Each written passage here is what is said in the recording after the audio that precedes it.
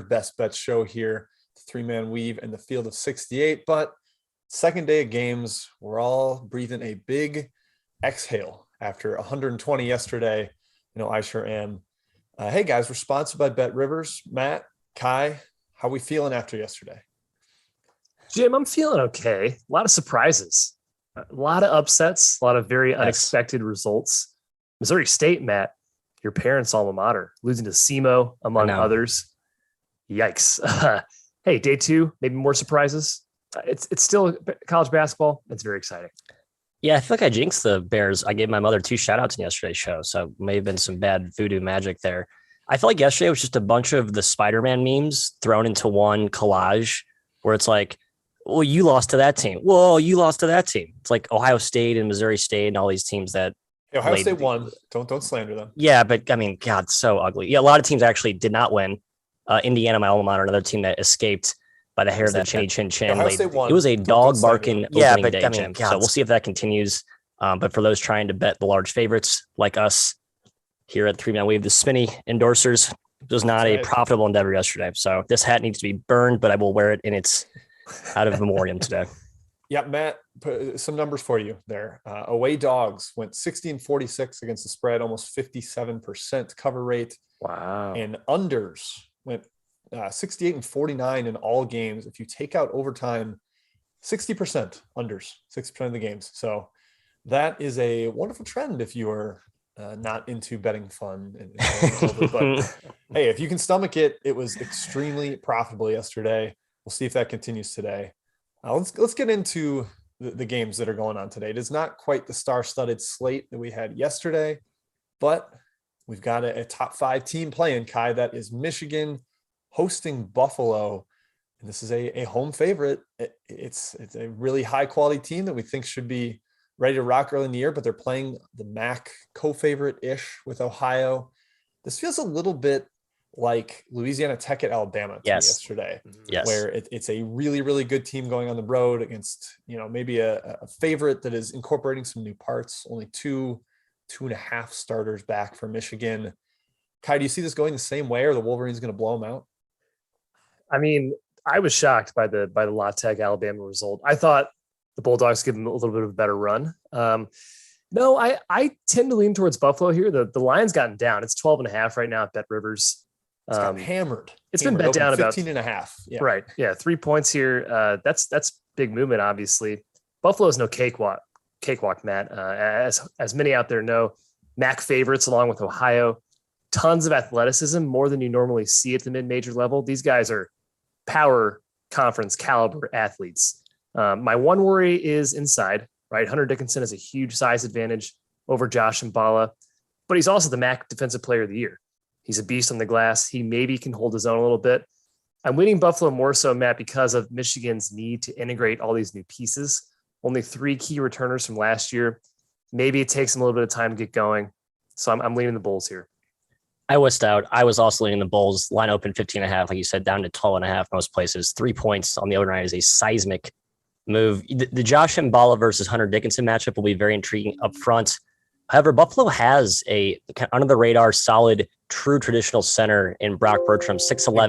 They're going to need big him. Brock. They're going to need him. I'm not saying he's going to shut down Hunter Dickinson, and I expect Hunter to get his.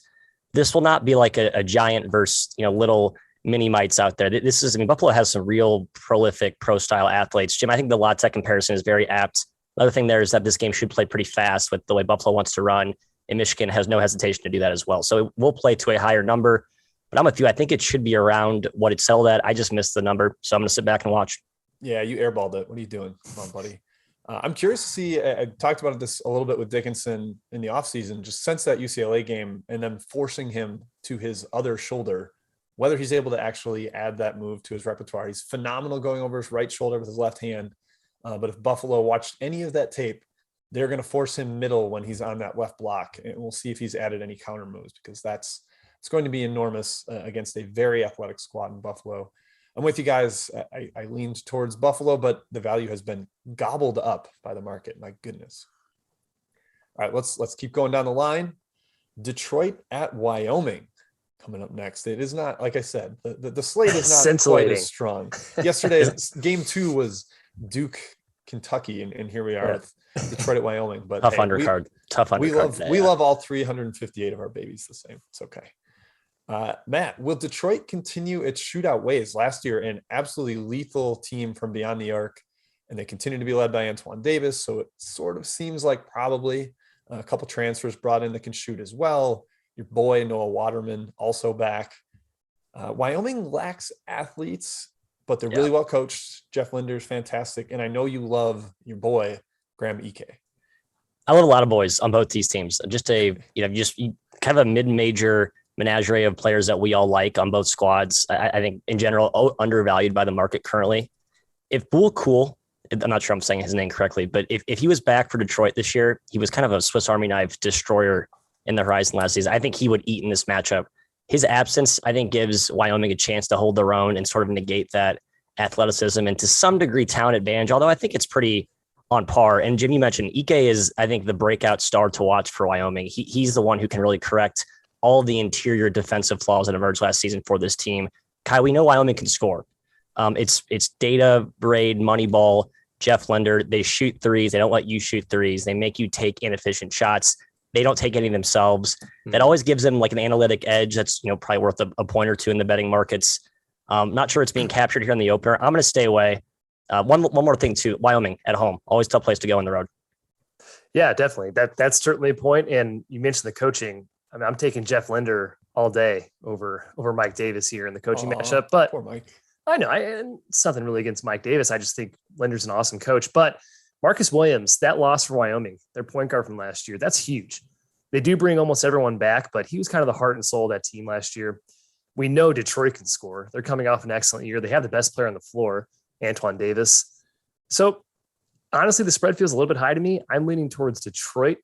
I don't like going against Wyoming's home court, especially coming back with actual fans, but I'm leaning towards Detroit in this one.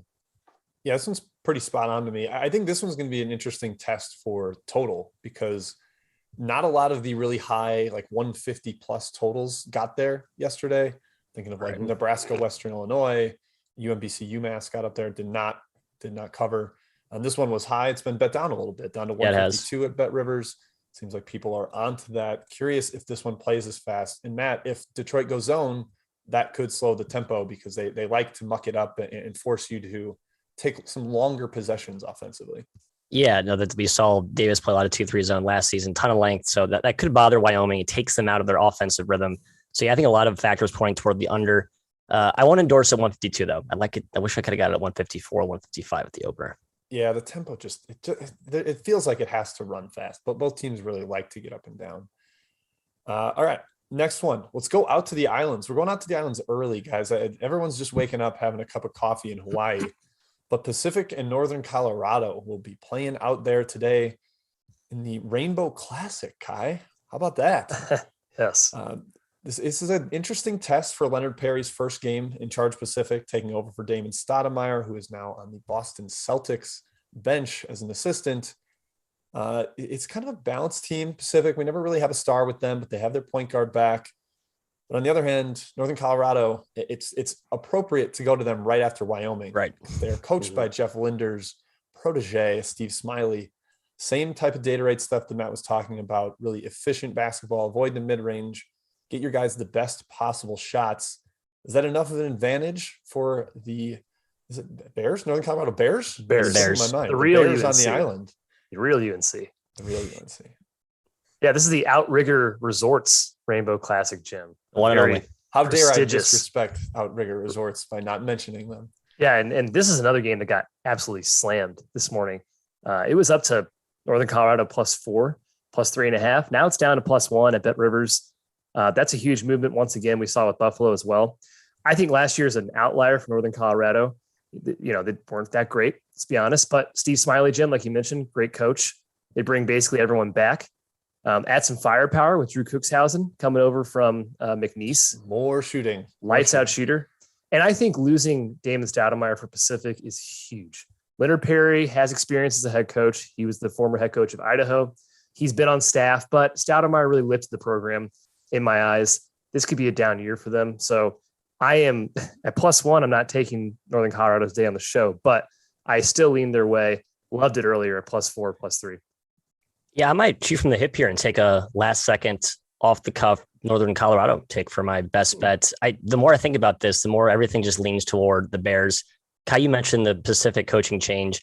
The identity of Pacific the last 2 seasons was so set in stone. It was 10 to 12 guys. They all bought in. Stoudemire just played a pretty consistent bench, no star power. Athletes get to the glass, attack the rim, defend like gangbusters.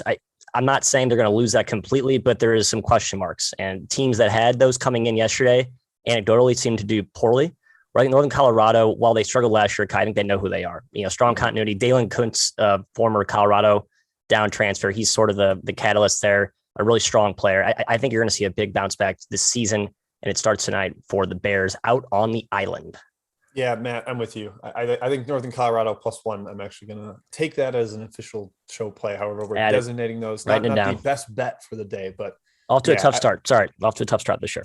That's all right. Yeah. Northern. It's early. We bounce back, long season. But yeah, I'm with you. Northern Colorado. Okay. Another team out west, New Mexico. A lot of change going on there. They got a new coach taking over in Richard Pitino, brand new backcourt with Jalen House and Jamal Mashburn Jr. to go with Jeremiah Francis, the old North Carolina transfer.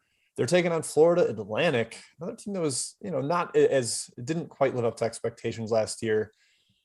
Two teams that they've got some question marks here too, Kai, with injuries. Saquon Singleton out for New Mexico. Brian Greenlee, the starting point guard for FAU, potentially out as well. Valdir Manuel, New Mexico's starting center, is suspended. Where do you look at this one with all the potential personnel absences? Yeah, the fact that FAU is favored at New Mexico tells you the state of the program right now for the Lobos. Yeah. Pretty sad, especially at a home floor that used to be scary, a house of horrors to go into. We definitely think New Mexico is bouncing back this year, at least in some fashion. Right. Richard Pitino doesn't inspire a whole lot of confidence in me, but I do think they're going to be much better. Dusty May is a coach that always outperforms expectations, or at least anecdotally, Matthew. He's done a great job down there at FAU. The roster's just kind of lacking. If Brian Greenlee's out today, you can't like the Owls in this game. I'm not a huge New Mexico fan either without Manuel, without Singleton. So if anything, I'm leaning the under in this game and staying away from the side. This is my second best bet. You guys pretty much hit it on the head. I like New Mexico. It's just a great home spot. The pit should be bananas, and we haven't seen the pit be like that in a year now. New Mexico, one of the strictest COVID states we saw last season, with how New Mexico and Mexico State had to basically leave the state to practice, play half their home games away. There's something I think boiling there with just this excitement to play in front of their home fans.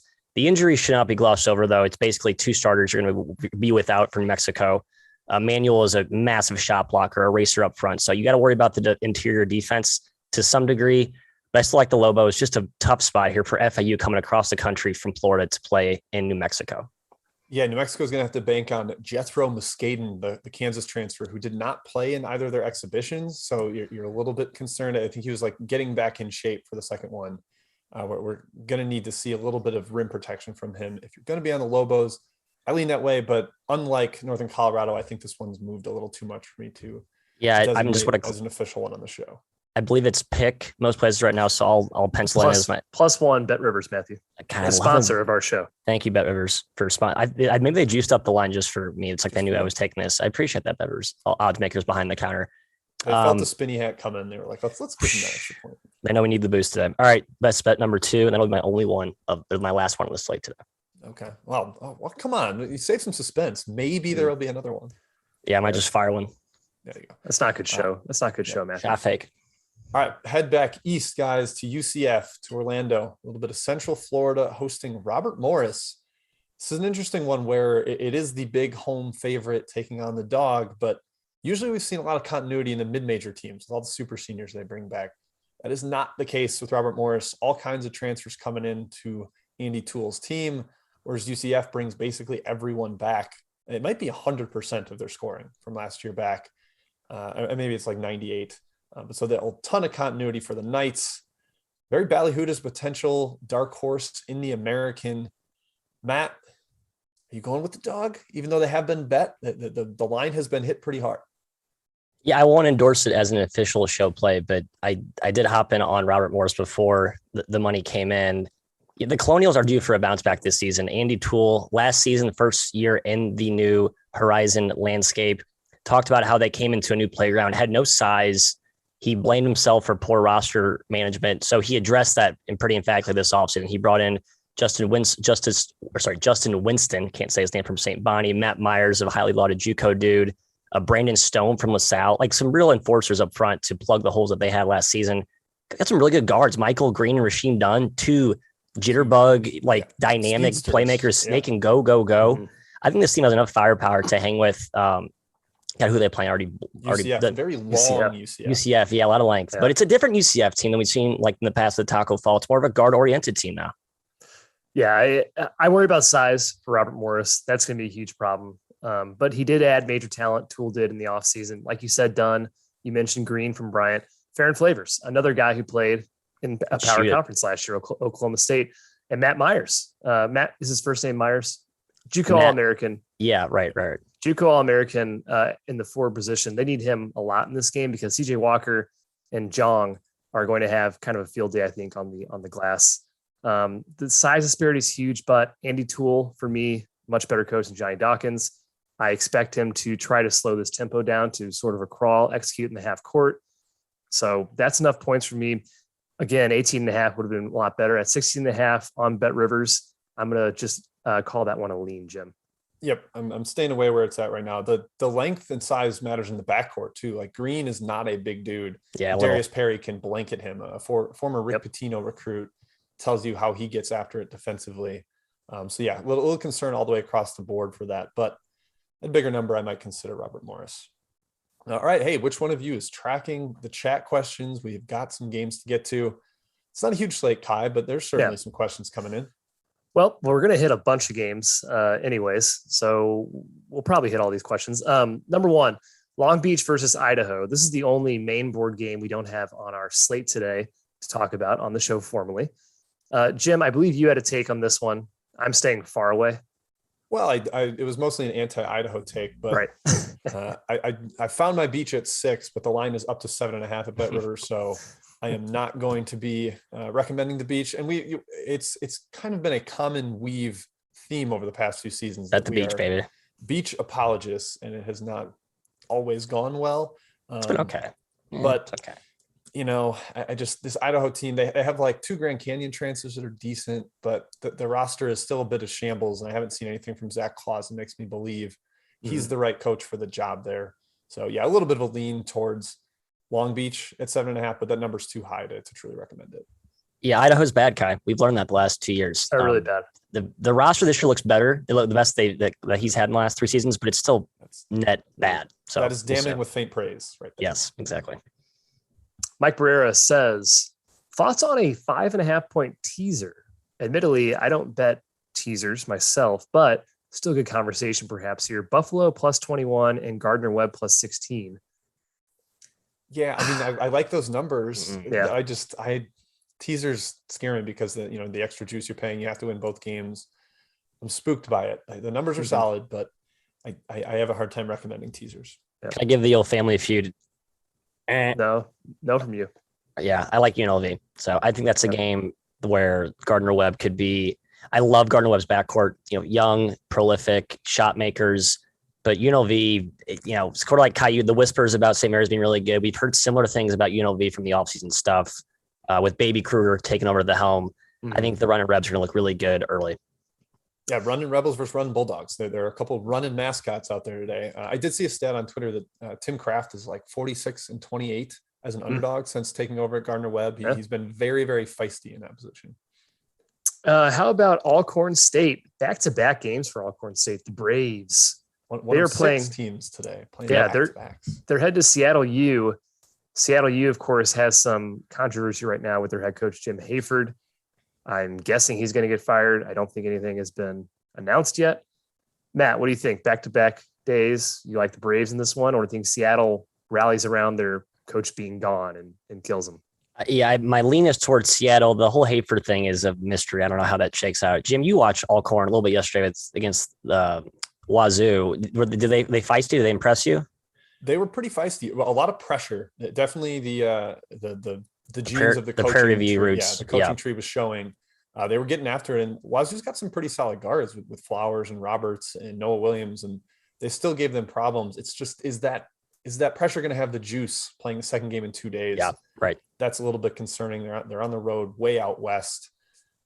It's a stay away from me. Agree. I might be interested in the over if I wasn't scared off by the back-to-back aspect. Back to you, Jim. Back to me. All right. Let's move on down through the outline, guys. A couple other main board games to get to. First off, we got William and Mary at Wake Forest, the battle of the W's, Demon Deacons versus the Tribe. Steve Forbes, year 2 for the Deacons, kind of a cobbled together roster, you could say. A lot of transfers, but there's also been whispers of hype about this team, Matt.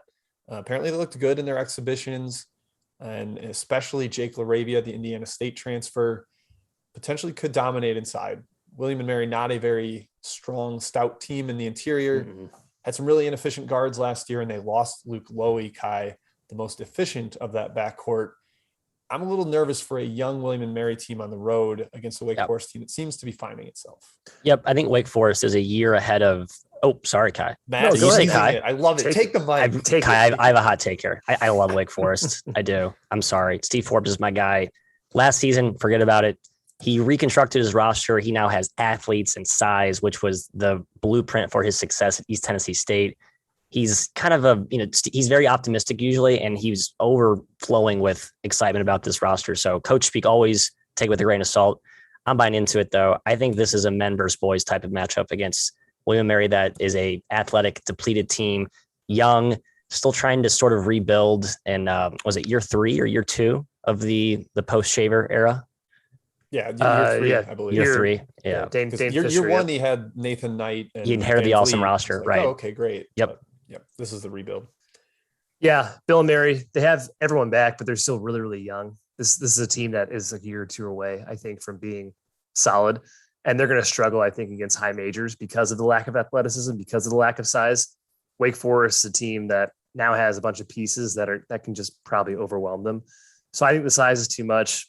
Spread's obviously pretty high right now. The spread's high. At 15 at BetRivers. I would lean towards Wake Forest. It could be a blowout. Yeah, nothing for me. I think the number's a little high to take Wake, but I like Wake a lot this year. So staying away. I guess maybe I'm just like high on William and Mary accidentally. I didn't intend to do this season, but it seems it resulted that way. All right, Matt, let's go to another coach you're absolutely obsessed with. That is Micah Shrewsbury at Penn State. The Shrewsberries taste like Shrewsberries. They are hosting the Penguins of Youngstown State, a team that loses its star in Darius Quisenberry, also another key piece transferred to Clemson. Young roster for Youngstown State. Terrible defense last year, like abominable defense last year. Are they going to be able to get stops against what we think will be a pick and roll heavy scheme for the Nittany Lions led by Jalen Pickett, the Siena transfer? It's just I want to bet Penn State a lot this season. I feel like that's going to be an undervalued team. I don't know if this is the spot to do it first game of the year, especially with how we saw large favorites play yesterday.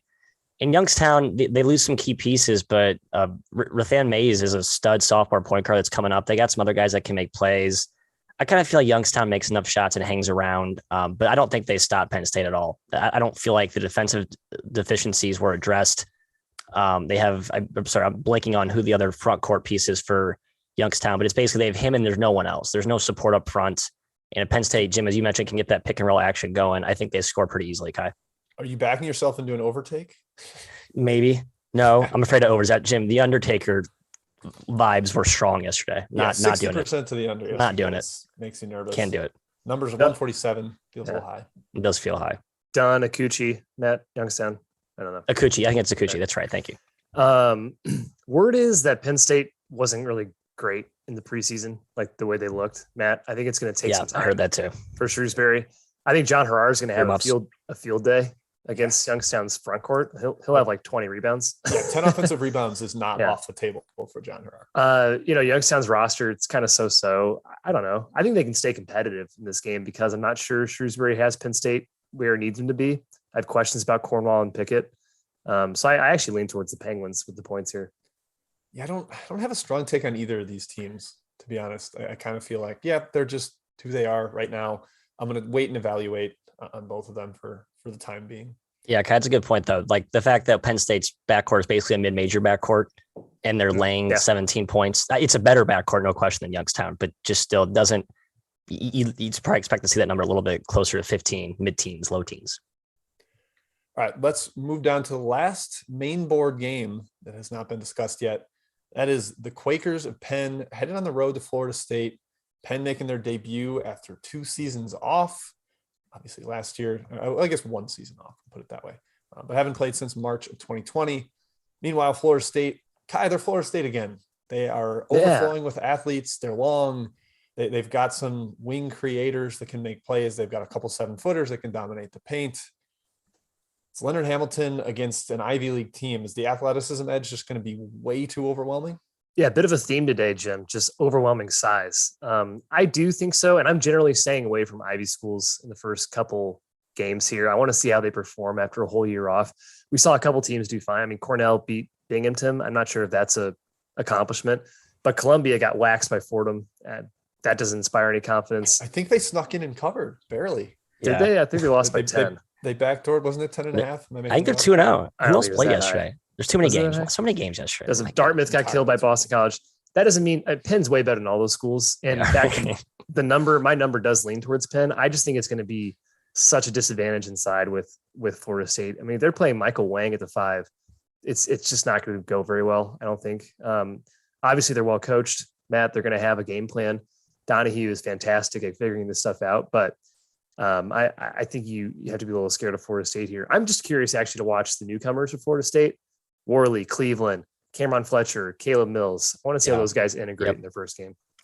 Of note, I believe Tanner Nyam, is that you say his name? The massive Ngam, one of the assembly line outputs of the Florida State big man factory. He's not playing today, but it's sort of like a shrug because they bring off the bench John Butler and Naheem McLeod, who are, I believe, McLeod's a top 15 JUCO prospect and Butler's a top 100 recruit, both like highly regarded pieces. They also both stand 7'1" and 7'3" respectively. So Florida State still has plenty of size, and I think that will bother. Yeah, Butler's like a wing too. Like he's like you can look at the handle. It's like a Durante. He's crazy. That's too far. Sorry, too far. It is too far. But Kyle, like you said, you're curious to see the newcomers with Florida State. I'm curious to see who's healthy for Penn. They had a couple guys that wouldn't have played last year. Michael Wang missed 2 years ago with microfracture surgery. Jonah Charles missed 2 years ago with an injury. He could start. Ingles had injury issues as well. They're best player. So So I'm looking at this one with a wait and see, especially on the Penn side. They're very reliant on precise execution offensively, and with the lack of continuity that they have. Game 1 against a team that forces a ton of isolation does not bode well for the Quakers offense. So a little bit of a lean to the under there for me, as long as Penn doesn't try to run with the Seminoles. All right, let's go back to the chat, Kai, before we get to our best bets for the day. Yeah. Anything else rolling in off the extra board? We got one new question. I'm saving one of the other ones for the next section. Kodea wants to know about North Florida A&M total, Jim. He said he has an underlean. I think you did as well. Yeah, this got smashed down. Opened like 145.5 and is down to, I think, 140.5 at BetRivers. Very, very much people wise to that. North Florida playing their second straight game. Second straight day, back to back for them. Coming from Texas Tech, right? So Lubbock to College Station, right? Yeah. So a very physical team at Texas Tech. And Texas A&M is super physical too, but they can't score. Their offensive weaponry is extremely deficient. They don't have a lot of shooting. I lean towards the under there as well. I don't love Texas A&M as a big favorite, but North Florida is on that back-to-back, so side would be a stay away. They also bet up A&M to -17, -17.5 in some places from 16. So it sounds like the smart money is fading the North Florida offense in general. Boy, it's tough to lay that many points with Texas A&M. Yeah, they went 10 minutes last year without scoring against what game was that? Like the most epic scoring drive I've ever seen in my entire life. My biggest regret yesterday was not betting against Mizzou, and today might be A&M.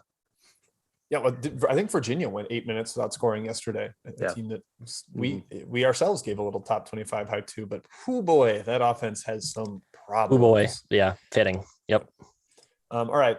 Anything else here? I see a Temple question. Yes, it was retracted, but I think it was just a typo. So Temple, let's talk. Temple versus Maryland Eastern Shore. Another back-to-back, baby. Almost won yesterday. They almost beat St. Joe's after getting down 15 in the first half. An embarrassment for St. Joe's. I'm sorry, that's an embarrassment. Yeah, I docked him. That's absolutely terrible. I don't think UMES is any good. So I absolutely lean Temple in this game and hoping for a better showing from Philadelphia, the city of brotherly love, Matthew. Yeah, Mike Hopkins probably gets the award for WOT of opening night performances, losing to Northern Illinois on opening night at home. But if Billy Lang would have lost to Maryland Eastern Shore, that would have been an all-timer. So I hope people remember this score, not the result, but the closeness of this game.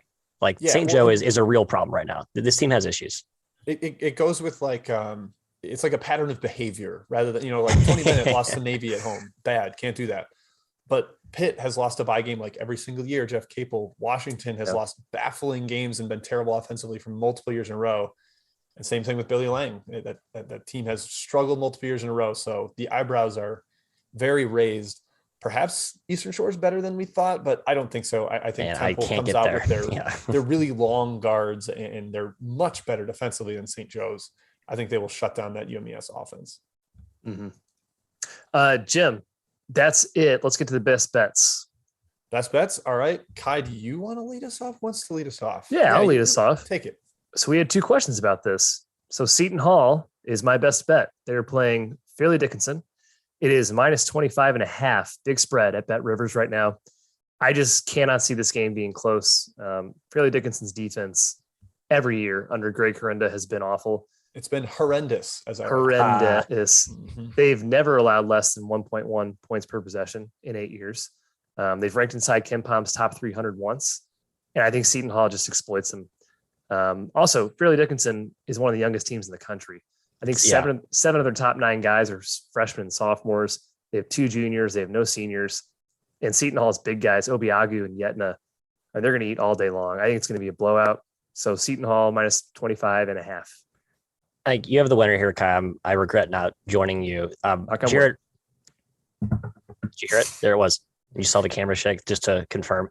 Jared Roden, I believe, is a game time decision. I mean, obviously a very important player, but I think this is a matchup where if this was a Big East game, I would put more stock in that, but it's not. It's against a team that's categorically less athletic defensively. I don't know how they stop Seton Hall even without Roden. There's plenty of options, plenty of size for the Pirates.